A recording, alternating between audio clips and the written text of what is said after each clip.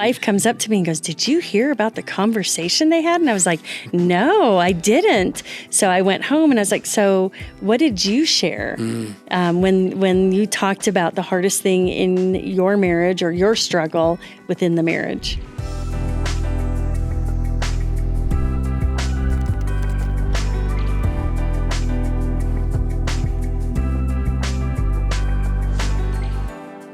You know, one of my most favorite things that we get to do is at our church, we get to do all the premarital counseling. We usually do this as a group. So we'll have 4, 5, 6 couples there. We go through a program called Ready to Wed. But it's just so much fun.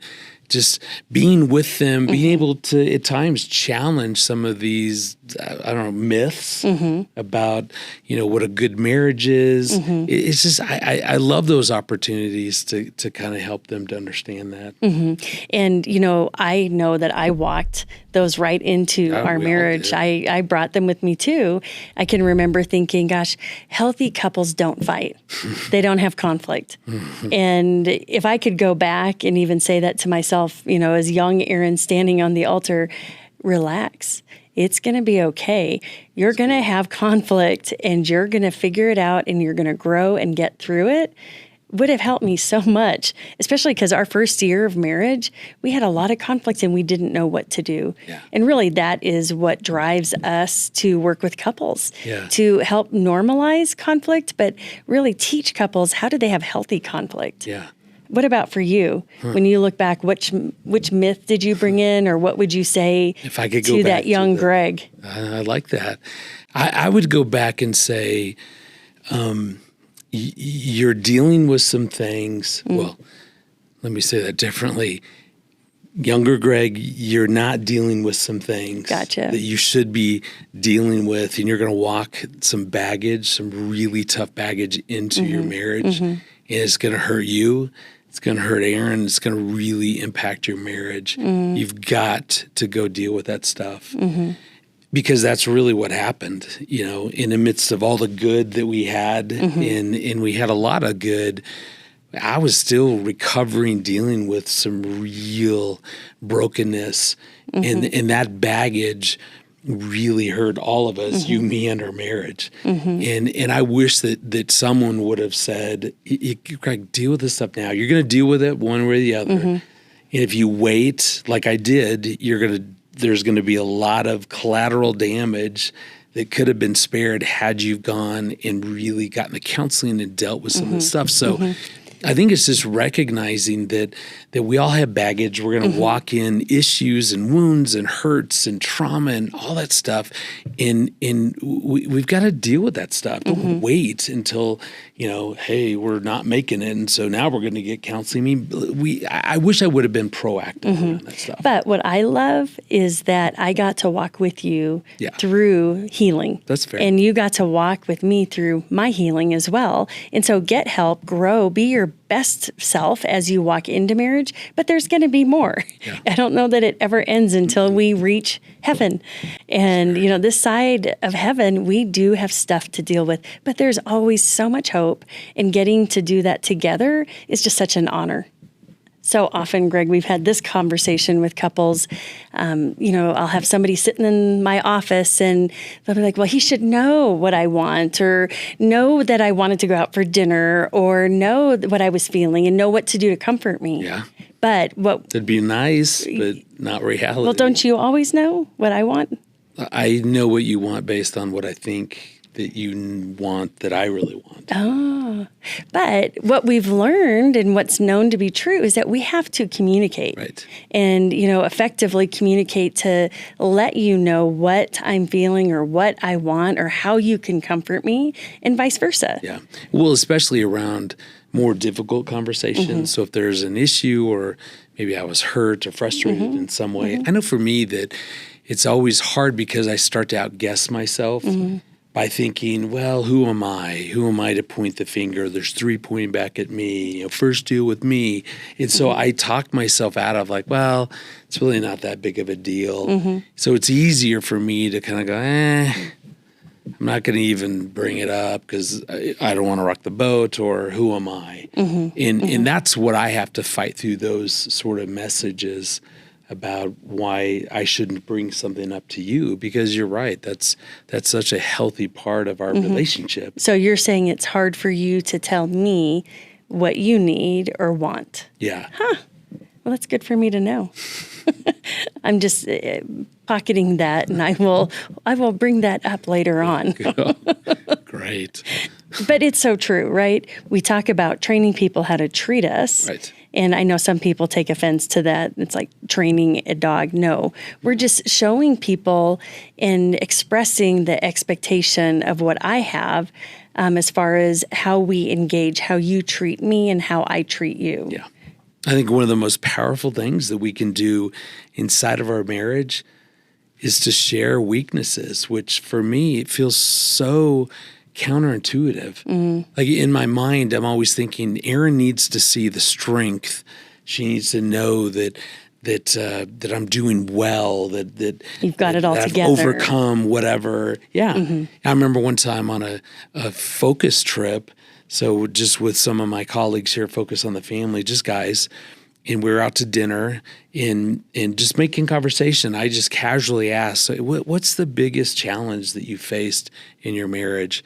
And we ended up having this incredible conversation to where each guy was just kind of sharing, hey, I went through this challenge or this addiction or whatever, and what that did. And I was thinking that was a conversation that was private to the table, to the guys that were there. One of the guys ends up telling his wife about this amazing conversation that we had.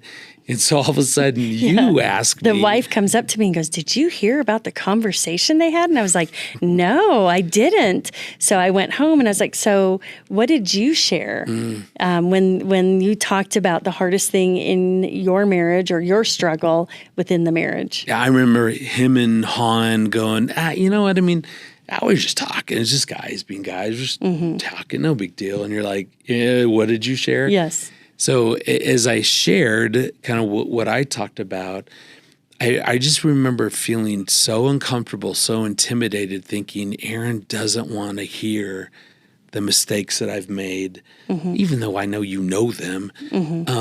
It's just there's always this sense that I've got to be not perfect, but Erin just needs to know that I'm strong and I've got this stuff under control. And what was so amazing is we had this conversation that I realized as you talked that you just went, you know what?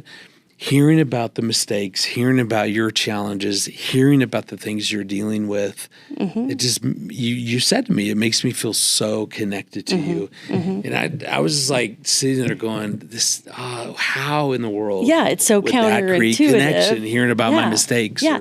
And for women sometimes, especially for wives and moms, sometimes we feel the pressure to have it all together. And I think of the pressures because of social media and access to the internet, even Pinterest, that to make the latest, greatest craft Cars, for your we had to kids' use second grade class. horse-drawn carriages. No, but just the pressures to show up in this picture perfect way versus the reality is, it's hard to raise multiple children. It's hard to raise even one child. And, sometimes marriage can be challenging and, there's the joys and it's the journey, but it really is amazing to be able to let others in and to let your spouse into, hey, I need help. I could use support, and having your tribe, but also allowing your spouse in to support you as well. It makes me think about the Apostle Paul when he was talking about we can boast in our weaknesses. Yeah, to make it spiritual. Right. He's trying to. One of us probably needs to. But we can boast in our weaknesses because when I'm weak, I'm strong, because it's what God is doing within that. But I'll just never forget that moment of how as the light went off going, wow, she actually wants to hear about my mistakes and when I'm not perfect and how that just drew us together in a connection very different than other times. Yeah. being a caregiver can be difficult. And, you have to give so much. And of course, typically we're caring for people who we love.